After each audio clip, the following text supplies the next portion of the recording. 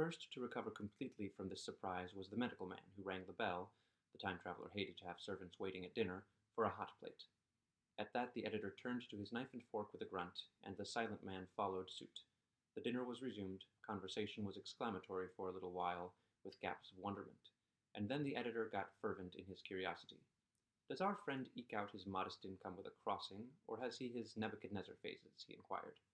"I feel assured it's this business of the time machine," I said, and took up the psychologist's account of our previous meeting. The new guests were frankly incredulous. The editor raised objections. What was this time traveling? A man couldn't cover himself with dust by rolling in a paradox, could he? And then, as the idea came home to him, he resorted to a caricature. Hadn't they any clothes brushes in the future? The journalist, too, would not believe at any price, and joined the editor in the easy work of heaping ridicule on the whole thing. They were both the new kind of journalists, very joyous, irreverent young men. "Our special correspondent in the Day After Tomorrow reports," the journalist was saying, or rather shouting, when the time traveler came back. He was dressed in ordinary evening clothes, and nothing save his haggard look remained of the change that had startled me. "I say," said the editor hilariously, "these chaps here say you have been traveling into the middle of next week. Tell us about Little Rosebery, will you? What will you take for the lot?" The time traveler came to the place reserved for him without a word. He smiled quietly in his old way. "Where's my mutton?" he said. "What a treat it is to stick a fork into meat again." "Story!" cried the editor. "Story be damned," said the time traveler. "I want something to eat.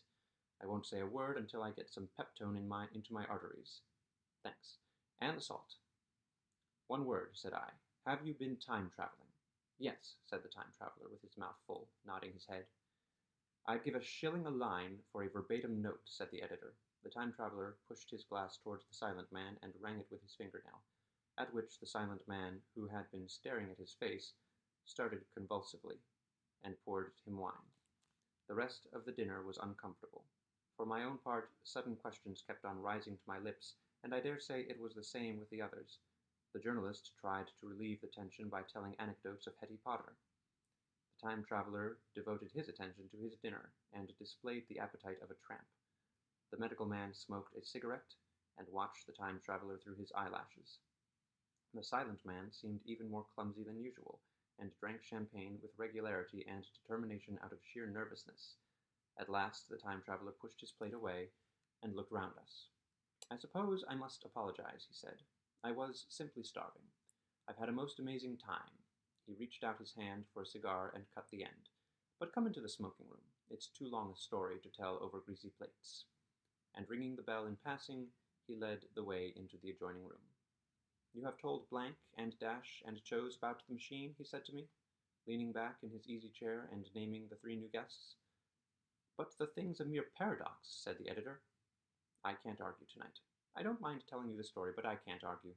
I will," he went on, "tell you the story of what has happened to me, if you like, but you must refrain from interruptions. I want to tell it, badly. Most of it will sound like lying. So be it. It's true, every word of it, all the same. I was in my laboratory at 4 o'clock, and since then, I've lived 8 days. Such days as no human being ever lived before. I'm nearly worn out, but I shan't sleep till I've told this thing over to you. Then I shall go to bed. But no interruptions. Is it agreed?" "Agreed," said the editor, and the rest of us echoed, "Agreed." And with that, the time traveler began his story as I have set it forth. He sat back in his chair at first, and spoke like a weary man. Afterwards he got more animated. In writing it down, I feel with only too much keenness the inadequacy of pen and ink, and, above all, my own inadequacy, to express its quality. You read.